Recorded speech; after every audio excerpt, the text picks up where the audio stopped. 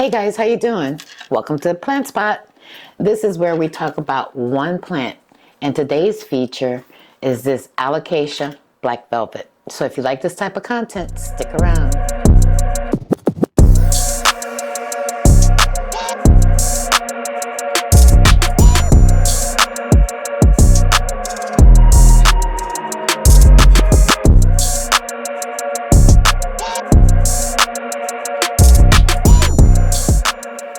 Hey guys, as I mentioned, you're at the Plant Spot. Today we're going to talk about an Alocasia black velvet. I have a love-hate relationship with Alocasias, and this all started about a year ago. I bought a Stingray, which I still have and will feature at another time. But my hesitation with Alocasias was what I read, spider mite magnet, this, that, and the third, cycling leaves, just a whole lot of stuff online. And I really think it just depends on the plant care. This Alocasia, as you can see, is a beauty. She actually lives in this room. I bought her with 3 leaves, this one and one more, these 2 leaves and one more. And what drew me to her was the velvetyness.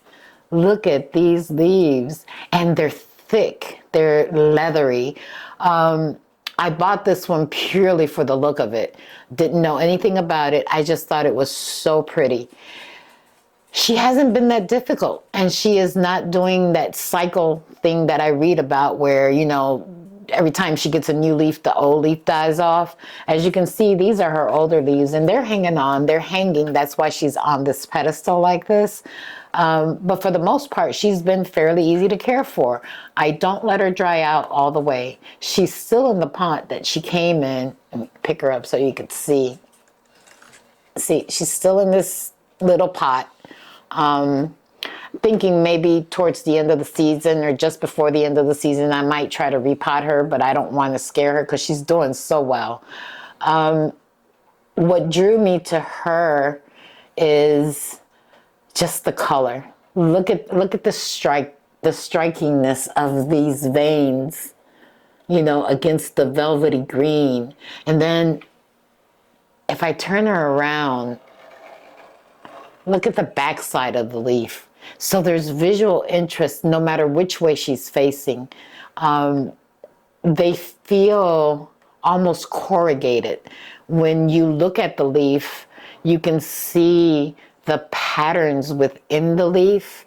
And I just think that is so pretty. I will say this. I do believe that this plant would do better with some type of humidity.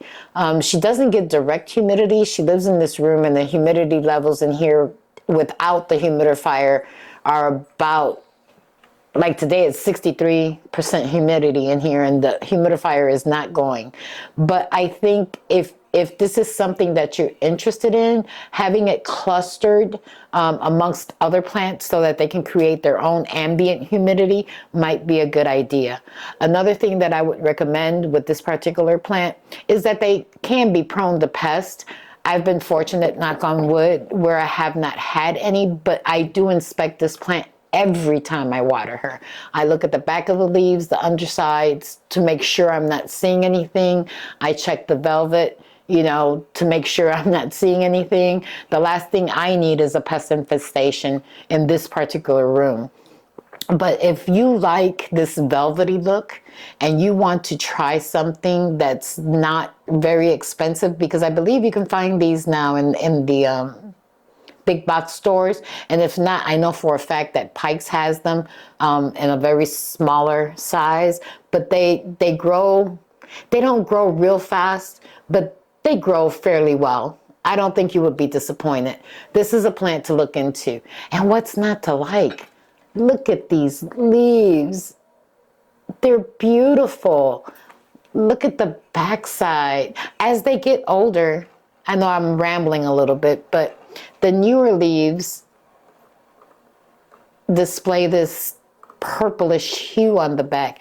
As they get older, the leaves, they tend to fade a little bit, but nonetheless, it's a beautiful plant. one to consider. She's not doing that cycling thing.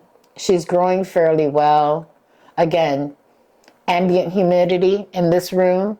She gets bright and direct light. I water her about once a week. I do not let her get dry. And that's about it. Easy plant, one to consider. Thank you for joining the Plant Spot. Hope to see you again real soon. Don't forget, like, subscribe, and leave us a comment. Share, grow the community. Thanks, guys. Bye.